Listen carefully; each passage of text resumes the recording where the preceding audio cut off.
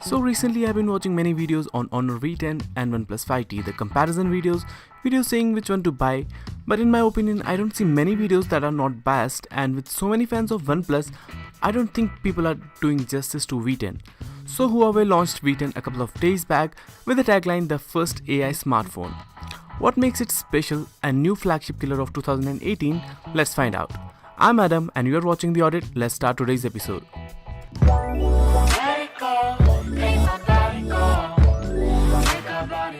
Let's start by the box itself. So it comes in this blue box, on top of which it says Honor V10. On back we have some specifications written on it. I've already unboxed it once. The contents we get are a quick charge USB adapter, a standard USB to USB Type-C cable.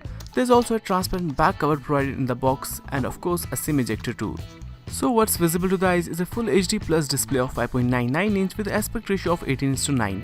The smartphone is cased with aluminium body on the back and has a glass to the front.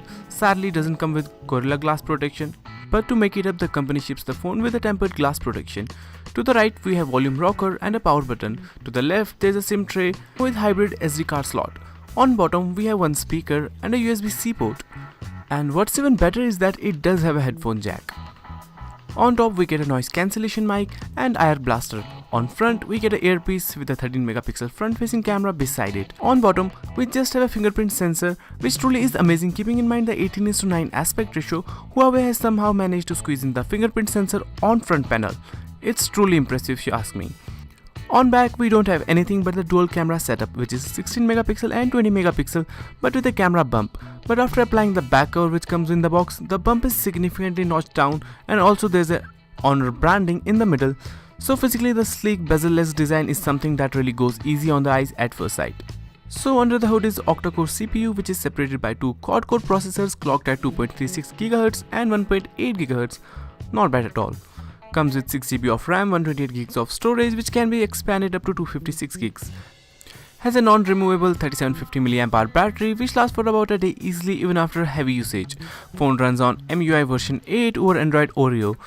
That's all about specifications and physical overview of the phone.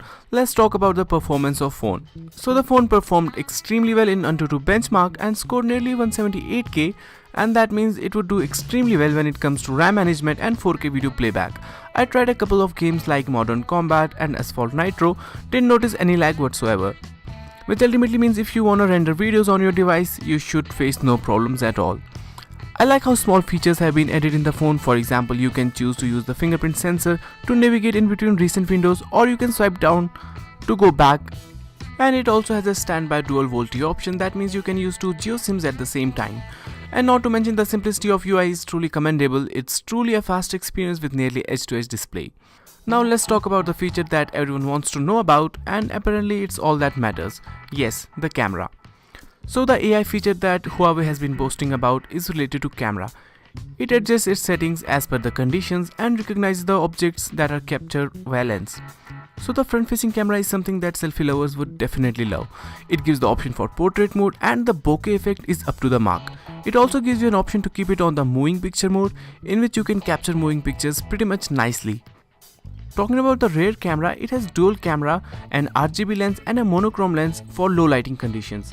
Upon opening the menu for camera, it has plenty of options to play with: portrait mode, pro photo mode, pro video mode, panorama mode, monochrome mode, and artist mode, and additional mode include watermark and document scan. It's to be noted that it is capable of recording 4K videos, and front-facing camera can record up to 1080p. The only thing that bothers me is that it does not have electronic image stabilization, but if you're not into videography, you won't be bothered much by it. Here are a few camera samples that I took using this phone, and if you ask me, I'm really impressed by the performance.